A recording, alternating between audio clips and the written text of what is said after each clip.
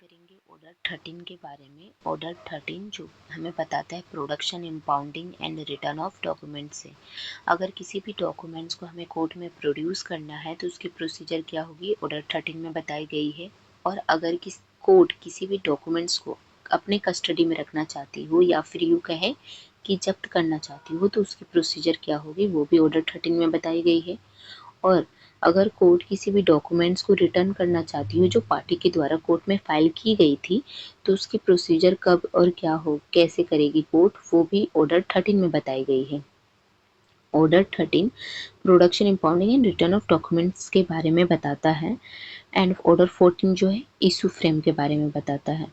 तो कोर्ट को ये इशू फ्रेम करने के लिए जो हेल्प करने वाली ऑर्डर है वो है ऑर्डर 10, 11, 12 एंड 13, जिससे कोर्ट अंडर ऑर्डर 14 के तहत एक्चुअल डिस्प्यूट क्या है दोनों पार्टी के बीच वो निकालती है, इशू फ्रेम करती है। और जिससे कोर्ट की जिससे उस केस की एक्चुअल प्रॉब्लम क्या है उसको सॉल्व करने में कोर्ट की मदद होती है। ठीक है, तो ये जो कोर्ट इशू फ्रेम करती है उसको इररिलेवेंट इशू को हटाकर रेलिवेंट इशू को फ्रेम करती है, जिससे केस की डिले ना हो पाए, एक्चुअल प्रॉब्लम को जल्द से जल्द सॉल्व कर सके कोर्ट। तो जब हम ये ऑर्डर 13 के रूल 1 में जो ओरिजिनल डॉक्यूमेंट्स के बारे में बात कही गई है, ये ओरिजिनल डॉक्यूमेंट्स इशू फ्रेम करते वक्त या इशू फ्रेम करने से पहले फाइल करनी होती है। क्यों? मान लो कि अगर प्लेंटिफ और डिफेंडेंट ने plaint and written statement file कर दिया है और अपने सपोर्टिंग डॉक्यूमेंट्स जो उसके केस के या डिफेंस के बिहाफ में जो सपोर्टिंग डॉक्यूमेंट्स है उसको ओरिजिनल कॉपी ना फाइल कर कर उस ओरिजिनल डॉक्यूमेंट्स के फोटो कॉपी वो फाइल करते हैं उस प्लेंट या रिटन स्टेटमेंट के साथ। तो ऐसे में जब कोर्ट इशू फ्रेम करती है उस वक्त कोर्ट देखना चाहती है कि क्या सच में ये जो डॉक्यूमेंट्स उन लोगों ने एज एनेक्सर फाइल किया हुआ है अपने प्लेंट या रिटन स्टेटमेंट के साथ उसकी ओरिजिनल कॉपी है भी या नहीं। इसीलिए ये जो ओरिजिनल डॉक्यूमेंट्स है उसको कोर्ट में फाइल करनी होती है इशू फ्रेम करते वक्त या इशू फ्रेम करने से पहले, तभी कोर्ट वो एक्सेप्ट करती है। कोर्ट बाउंड है उस ओरिजिनल डॉक्यूमेंट्स को एक्सेप्ट करने के लिए। लेकिन यहाँ पे कुछ प्रोवाइजो भी दी हुई है कि अगर किसी हाई कोर्ट की डायरेक्शन गाइडलाइंस हो तो अगर वो उस गाइडलाइंस के अनुसार पार्टी उस ओरिजिनल डॉक्यूमेंट्स को कोर्ट में प्रोड्यूस नहीं करता है तो कोर्ट बाउंड नहीं है उस ओरिजिनल डॉक्यूमेंट्स को एक्सेप्ट करने के लिए।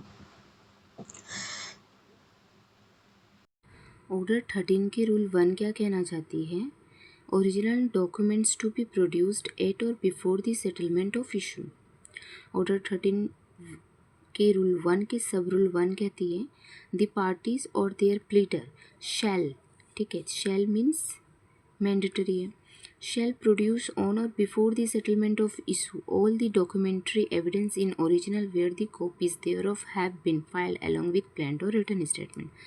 plaint और written statement के साथ जो उन्होंने फोटो कॉपीज फाइल कर रखी है डॉक्यूमेंट्स को एज अ जो डॉक्यूमेंट्री एविडेंस है, वो सारे डॉक्यूमेंट्स के ओरिजिनल कॉपीज़ या तो उसके प्लेटर या फिर पार्टी खुद प्रोड्यूस करेगी इशू सेटलमेंट होने के पहले या फिर इशू सेटलमेंट होते वक्त। सब रूल 2 कहती है the court shell receive the document so produced. Court क्या करेगी, ये जो ओरिजिनल डॉक्यूमेंट्स पार्टी ने फाइल किया उसको कोर्ट क्या करेगी, रिसीव करेगी, एक्सेप्ट करेगी। लेकिन यहाँ प्रोवाइजो दी हुई है कि provided that they are accompanied by an accurate list thereof prepared in such form as the high court direction।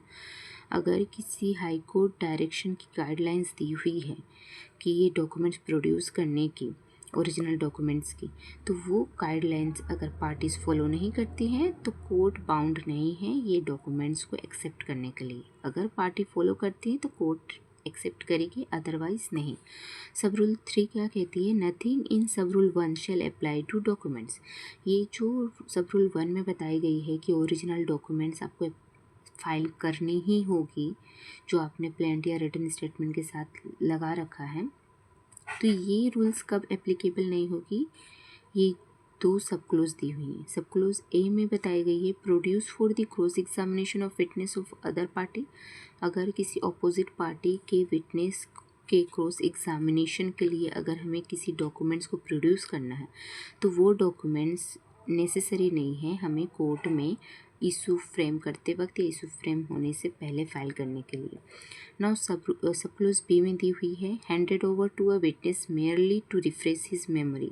अगर किसी डॉक्यूमेंट्स को हमें विटनेस की मेमोरी रिफ्रेश करने के लिए प्रोड्यूस करना है, हैंडेड ओवर करना है, तो ये डॉक्यूमेंट्स को भी हमें ज़रूरी नहीं है कि हमें ये इशू फ्रेम करते वक्त या इशू फ्रेम करने से पहले फाइल करनी ही होगी कोर्ट में। ठीक है, ये रहा ऑर्डर 13 के रूल 1।